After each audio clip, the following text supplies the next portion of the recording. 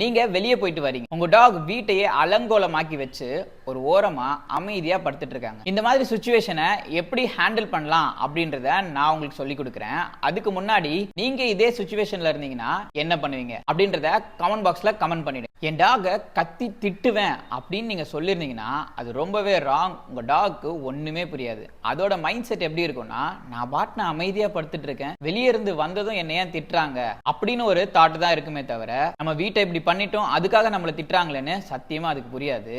இதுக்கு ஒரே வழி சைலண்டா வீடை கிளீன் பண்ணிட்டு இந்த சினாரியோ திருப்பி நடக்கும் பொழுதே உங்க டாகை கரெக்ட் பண்றது தான் ஒரே வழி.